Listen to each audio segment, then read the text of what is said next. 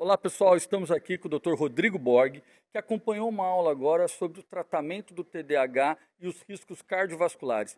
Dr. Rodrigo, o que você observou nessa aula que você pode compartilhar com as pessoas? Williams, obrigado por estar aqui com vocês. Na verdade, assim, eu quando li o tema a primeira vez, eu nem escolhi assistir essa aula porque eu achei que eu já tinha o conhecimento daquilo, porque a gente leu os artigos que foram publicados em 2024 e tal. E me surpreendeu, assim, me deu uma nova visão sobre o tema, né?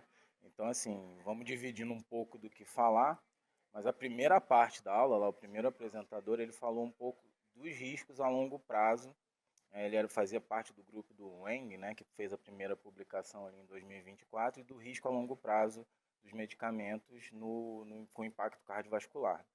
E ali eu achei interessante como ele estruturou a palestra dele. Né? Primeiro ele começou com um dado que acaba sendo esclarecedor no final, né, que é o fato de que o próprio TDAH, um estudo sueco, né, e aqueles estudos suecos, dinamarqueses, noruegueses têm um N muito grande, tem uma amostragem muito grande, e aí ele mostrou o quanto, na verdade, o ter TDAH já aumentava em si o risco cardiovascular. Então, o risco já dobrava de você ter uma doença cardiovascular, principalmente parada cardíaca, doença coronariana e AVC hemorrágico. Né? Foi a primeira colocação dele. E aí ele parte para os estudos segundos ali que ele fala, que é o do EN, né, de 2024, onde foi avaliado de fato o impacto dos medicamentos. Né? E aí o que ele mostrou ali de forma muito clara é que assim, havia sim um risco cardiovascular e esse risco ele aumentava conforme o tempo que o paciente era exposto. Então, quanto mais tempo de exposição, esse risco aumentava. Os primeiros 3 anos era onde havia um maior impacto. Logo, a gente tem que pensar que esse risco era maior, mas também não é um risco extremamente exagerado. Né? E aí ele atingiu uma certa linearidade nos anos seguintes, apesar de ir aumentando ainda um pouquinho, mas o que ele mostra naquele primeiro momento é que esse risco cardiovascular de fato existia, principalmente para hipertensão e doença aterosclerótica. E aí ele coloca também um estudo dinamarquês que ele reavalia, que mostrava o quanto a maior dose também impactava no aumento do risco. Né? Então, e ele fecha com uma conclusão mostrando como o tratamento do TDAH reduz mortalidade, tanto por causas naturais como por causas não naturais.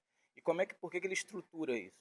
Porque mesmo havendo um risco, né, o aumento é pequeno desse risco cardiovascular, e quando você compara com o benefício e com o próprio risco da doença, que é o que a gente fala, esse risco fica diminuído. Então, você vai aumentar esse risco, mas o benefício ainda supera esse risco. Então, acho que o grande recado é que a gente precisa, nesse primeiro momento, ter cuidado com os pacientes do ponto de vista cardiológico. A gente não deve deixar de usar os medicamentos para TDAH, em nenhum momento, eles são de fato benéficos, superam o risco, mas a gente tem que ter um cuidado um pouco maior, um monitoramento maior de longo prazo para definir quais os pacientes vão de fato se beneficiar com um risco reduzido. Então essa foi a primeira parte da aula.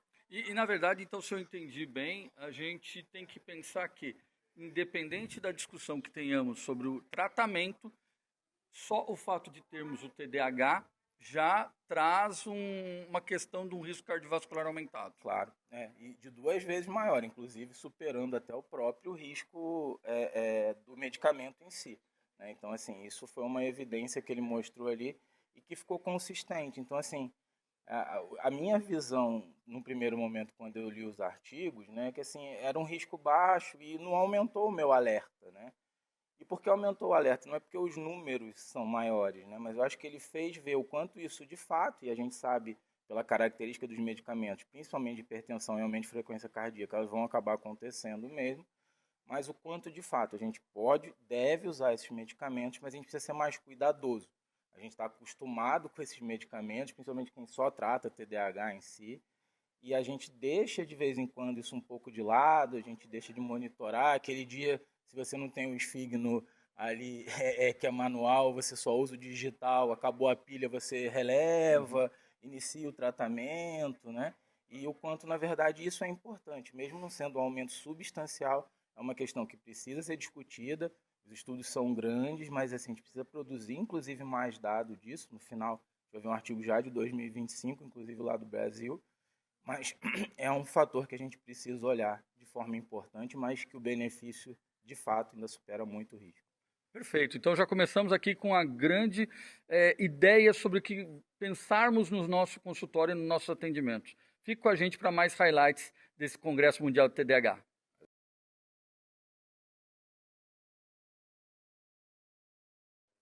Olá, pessoal. Continuamos aqui no 10º Congresso Mundial de TDAH, trazendo um pouquinho mais de highlights para você. Dr. Rodrigo Borg, mais uma vez conosco. Dr. Rodrigo, você acompanhou uma aula que falou sobre o estudo ADUCE, que é o risco cardiovascular em criança. Fala um pouquinho para o nosso público. Exatamente. Essa parte eu já ia escapar o foco ali, né, porque não é a minha área criança, e o cara trouxe um dado que eu achei muito legal. Assim. Na verdade, ele mostra que a necessidade desse estudo surge de uma preocupação das comissões europeias de medicamento com o uso de estimulantes em crianças e no risco a longo prazo, não só limitado ao risco cardiovascular, mas neurológico, psiquiátrico, relacionados à questão metabólica de peso, né? E aí surge a necessidade desse estudo, de um estudo prospectivo. Então, inicialmente, eles fazem uma revisão de um estudo retrospectivo e eles chegaram a que eles chamam de conclusão óbvia, né? Que você, de fato, com o uso do estimulante, principalmente, porque ele faz o estudo principalmente com metilfenidato, você aumentava pressão arterial sistólica e diastólica nessas crianças no uso a longo prazo. E aí eles fazem esse estudo chamado estudo ADUCE, que é um estudo prospectivo em relação ao metilfenidato, e a constatação é a mesma pelas razões farmacológicas óbvias, né? Aumentar a noradrenalina, a dopamina, aumentava a pressão e a frequência cardíaca. Só que o que ele traz de dado interessante é que, por mais que a pressão arterial sistólica e diastólica aumentassem ao longo do dia, os níveis se normalizavam no período noturno. Né? E aí ele coloca um outro fator a ser avaliado que eu achei interessante, que era avaliar em ecocardiografia um eventual aumento de massa cardíaca, né? Principalmente hipertrofia de ventrículo esquerdo. E esse dado mostrou que não havia, né, uma hipertrofia de ventrículo esquerdo e nenhuma alteração global na massa cardíaca. E a conclusão mais clara é que mesmo com esse aumento de pressão, aquilo que o cardiologista, né, você é pediatra, você vai falar melhor que eu, mas aquilo que o preocuparia no eventual hipertensão na criança, que é a persistência no período noturno, que traria muito mais impacto de gravidade, e uma alteração cardíaca direta como consequência, né, da hipertensão, ela não acontece. Então, acho que é mais um fator que sugere que, apesar de exercer algum risco, o benefício supera, e mesmo assim é um risco, vamos chamar de controlado, né, com menor impacto. Então, assim, foi o que mais se destacou, conseguiu trazer meu foco de volta para a aula, e eu acho que esse foi o ponto mais importante dessa aula. Então, pelo que você está falando, eu acho que para mim soa uma questão muito importante, que é, independente dos riscos que a gente possa ter, tratar é importante e acompanhar mais ainda, não é isso? Sim. A gente sempre tem aquela coisa na psiquiatria, né? Que eu sempre gostei da parte de neurobiologia, né? E tal, porque quando você sai da faculdade, pelo menos saía na minha época, já faz 20 anos, né? Você sai da faculdade de medicina, você já sai com aquela visão que você vai ser psiquiatra, esquecem que você é médico, né? Mas eu acho que de vez em quando a gente deixa isso de lado também, né? A gente deixa o nosso esteto, a gente deixa os nossos recursos clínicos meio de lado. É engraçado, meus pacientes se surpreendem que tem uma maca na minha sala. Eu tomo, por que o senhor tem uma maca? É para dormir? Eles falam isso. Eu falo assim, não, eu examino, né? Assim, a gente precisa examinar. Então, acho que assim, essa aula ela traz o tempo todo para essa ideia de que a gente precisa examinar o nosso paciente. O exame psíquico está ouvir o paciente, tá, mas a gente precisa fazer exame físico nesse paciente. E a gente vai conseguir cuidar melhor dele. Perfeito. Bom, mais aí uma dica muito importante desse highlight do 10º Congresso Mundial de TDAH. Continue com a gente.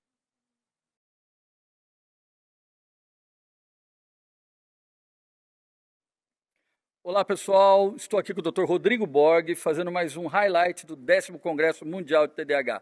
E o Dr. Rodrigo assistiu uma outra aula que falava sobre wearables no uso do TDAH e avaliação do risco cardiovascular, é isso? Sim. Explica um pouquinho melhor para nós sobre isso. Na verdade, também é um estudo europeu em que ele propunha, na verdade, a criação dos aparelhos tecnológicos, né, os devices que eles chamam, principalmente usando o smartphone e o wearables, né, o smartwatch, para medir, com base em medições fisiológicas e também de acesso a redes sociais, do giroscópio, do celular e tal, para avaliar o que ele chamou de risco cardiometabólico. E aí eu acho que a visão em relação a esse estudo, né, se eu não me engano, a sigla do estudo é ARTCAM, ARTCAM, era de observar não só um eventual risco por aumento de frequência cardíaca e pressão, como os outros colegas tinham colocado, mas aquilo que o tratamento acaba por proteger. E aí uma das coisas que os wearables mediam, né, é o quanto, na verdade, vários fatores que são fatores de risco cardiometabólicos, né, como circunferência abdominal, como consumo de álcool e tabaco, como até a adesão ao tratamento em si, eles discutiram, né, melhorava com a presença do tratamento. Então, eles percebiam que diminuía o consumo de tabaco, diminuía o consumo de álcool, o paciente tinha controle de compulsão alimentar, diminuía a circunferência abdominal. Então, havia com o tratamento uma melhora nos padrões cardiometabólicos, independente das medidas de pressão e frequência cardíaca. E uma outra coisa que ele mediu, acho que não tinha a ver direto com a questão cardiometabólica, mas que o aplicativo se propõe a medir a adesão ao tratamento, né? Então, ele mostrou que os pacientes, em 68% desses pacientes, eles paravam o medicamento em algum momento, e aí 82% dos pacientes paravam no fim de semana, e aí ele conseguiu identificar as principais razões, né? Então, a principal razão ali do paciente achar que não precisa, e aí vai para uma discussão para a parte, daqui a pouco, do outro highlight, mas o paciente talvez entender que ele não precisava naquele fim de semana, algumas vezes por problemas de tolerabilidade, né, preocupação em ter acesso à medicação. Então, acho que foram informações que acabou trazendo o quanto também havia um impacto na adesão e como você conseguia correlacionar esses dados da adesão, né, com a mudança no risco cardiometabólico. Então, os pacientes que tinham uma adesão maior, né, de 80% do tempo, por exemplo, tinham parâmetros cardiometabólicos medidos mais interessantes, né, ou seja, tinha um fator de proteção maior. Então, basicamente, eles mostraram esse estudo, essa necessidade, ainda está, na verdade, numa fase, vamos dizer assim, inicial, mas eu achei bem legal essa ideia da gente usar tecnologias que não dependem da gente fomentar a informação, né? Ainda mais no paciente com TDAH. Se você cria um dispositivo para ele, mandando ele preencher a escala, mandando ele dar uma informação para você e tal, você vai ter muita dificuldade, né? Então, você tem que ser o que menos dependa dele. Eu já fiquei um pouco encucado com a ideia de que tinha uma parte ali que você tinha que dar para o paciente fazer uma leitura uma vez por dia, porque pelo sensor do olhar ele conseguia ver quanto ele perdia o foco, né? Eu já acho que esse paciente já não ia fazer, mas assim, é interessante o quanto a gente tem que usar esses devices que não precisam tanto da interferência direta do paciente, da ação direta do paciente. Perfeito. E dessa aula, o que me traz é que nós temos dois grandes pontos que estão sendo discutidos aqui Sim. nesse congresso. Um, que é a utilização de devices. Eu acho que tem aparecido em várias aulas os devices como um apoio. E o segundo, que a gente até já falou no outro highlight, a importância de avaliações, questões clínicas no paciente com TDAH. Eu acho que essa aula trouxe esses dois aspectos, não é? Sim, eu brinco que eu estou ficando velho, né? Já deve ser o meu 8º congresso de TDAH e tal, tirando o do fim do mundo que foi online, né? Da pandemia, eu já vi em vários. É engraçado que mudou o perfil, inclusive, das coisas que a indústria propaga ali, né? Eu sempre falo, o TDAH dificilmente você vai chegar aqui e tem um stand de novos remédios, porque a gente tem no TDAH necessidades muito bem atendidas em termos de tratamento. Aí no Brasil agora com a tamoxetina muito mais, né? Porque a gente tem agora os não estimulantes. Mas assim, antes era um movimento de você ter estandes relacionados a devices de avaliação, né? Assim, de você ter ferramentas com realidade virtual para avaliar com medidas neuropsicológicas. O TDAH que a gente sabe, como eu falo de vez em quando nas minhas aulas, para os neuropsicólogos não gostarem de mim, que essas medidas são comprometidas, não tem grande sensibilidade, especificidade para o TDAH, né? E como isso muda hoje para ferramentas de monitoramento, né? E principalmente essas ferramentas que não dependem do paciente, né? Então, enquanto isso está mudando de um movimento para o outro, né? Por uma coisa claramente baseada em evidência, mas principalmente porque a adesão é extremamente importante para que o tratamento proteja de fato o paciente. né? Então também não adianta o paciente aderir parcialmente, porque você não vai proteger ele direito. Bom, muito bom. Pessoal, então continue com a gente para mais highlights do Congresso Mundial de TDAH.